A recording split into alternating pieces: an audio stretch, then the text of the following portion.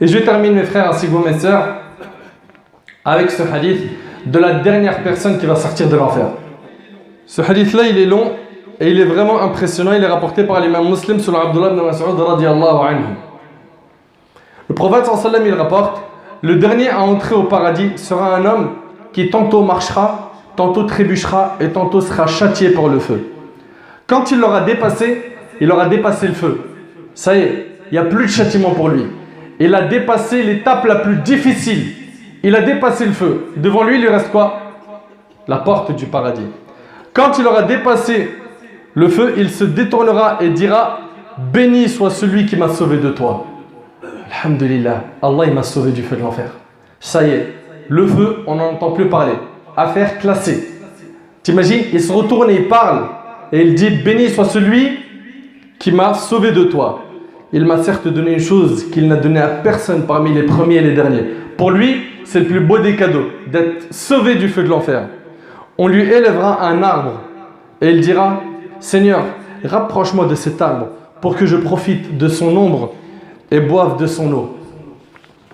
Alors Allah subhanahu wa ta'ala lui dira: ô fils d'Adam, si je t'accorde cela, vas-tu me demander autre chose? Et il dira non. Et il prendra l'engagement auprès de lui de ne plus demander autre chose à Allah. Il ajouta: son Seigneur l'excusera car il a vu quelque chose d'irrésistible. Donc Allah il va lui pardonner. Pourquoi? Parce qu'il a vu quelque chose d'irrésistible, cet arbre. Alors il le rapprochera de l'arbre sous l'ombre duquel il s'abritera. Et il va boire de son eau. Ensuite, on va lui élever un arbre beaucoup plus beau que le premier. Et qu'est-ce qu'il va dire à Allah? Ya Allah, rapproche-moi de cet arbre, afin que je me mette sous son ombre et que je boive de son eau. Et là, Allah subhanahu wa ta'ala va lui dire, après que ce dernier ait demandé cela, et surtout qu'il va rajouter à la fin: je ne te demanderai rien d'autre à part cela. Allah lui dira: fils d'Adam, n'avais-tu pas pris l'engagement de ne pas me demander autre chose?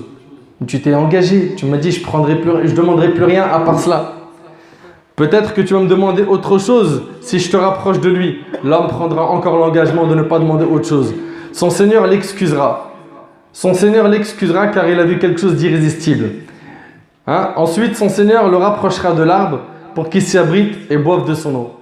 Alors, on lui dressera un arbre à la porte du paradis, qui est beaucoup plus beau que les deux arbres qu'il a vus au premier. Et donc, quand il va voir cet arbre dressé à côté du paradis, il va lui dire: Ya Allah, rapproche-moi de cet arbre. Rapproche-moi de cet arbre afin que je me mette sous son ombre et que je boive de son eau. Et là, il lui dira: je ne te demanderai rien d'autre à part cela. Il lui dira: fils d'Adam, n'avais-tu pas pris l'engagement de ne pas me demander autre chose? L'homme répondra: si, Seigneur, mais je ne te demanderai rien d'autre à part cela. Son Seigneur l'excusera car il a vu quelque chose d'irrésistible. Il le rapprochera de l'arbre. Alors l'homme va entendre la voix des gens du paradis. L'arbre, il est à côté du paradis, vous imaginez? Et là, il entend la voix des gens au paradis. Il les entend.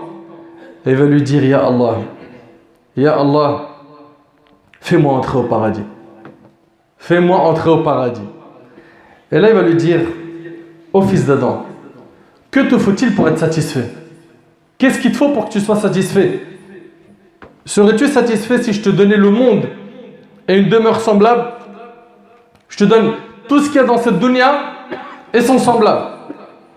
Sur ce, l'homme dira: me tournes-tu en dérision alors que tu es le maître de l'univers? À ce moment-là, Abdullah ibn Mas'ud radiyallahu anhu, le rapporteur, ria. Il a ri. Et il dit: pourquoi est-ce que vous ne me demandez pas pourquoi est-ce que je ris? Et donc là, ils l'ont interrogé, ils l'ont dit: pourquoi est-ce que tu ris? Il a dit: c'est ainsi que le messager d'Allah alayhi sallam a ri. Le prophète lui-même, il a ri à ce moment-là. À l'occasion, les gens dirent: pourquoi ris-tu au messager d'Allah? Il dit: du rire du maître, le Seigneur de l'univers. Allahu Akbar. Du rire du maître de l'univers. Après que l'homme lui a dit: me prends-tu en raillerie alors que tu es le maître de l'univers? Allah subhanahu wa ta'ala répondra: je ne te prends pas en raillerie, cependant je suis capable de faire tout ce que je veux. Tu t'imagines un petit peu, mon frère ainsi que toi, ma soeur, comment est-ce qu'on court dans cette vie d'ici-bas? Du matin au soir, on court. L'argent hante notre esprit. Les factures, les achats, les grands projets, d'avoir un 100 mètres carrés, être propriétaire, etc., etc. On court, n'est-ce pas? Personne ne peut nier qu'on court beaucoup. On court même trop.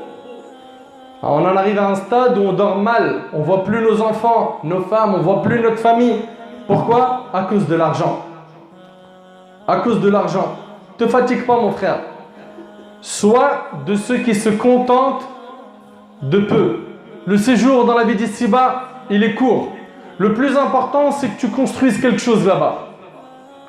Regarde, ça c'est la dernière personne qui va sortir de l'enfer, ce qu'elle a comme cadeau. J'espère que tu es de ceux, toi mon frère ainsi que toi ma soeur, des ambitieux, des gens qui visent beaucoup plus que la dernière place au paradis.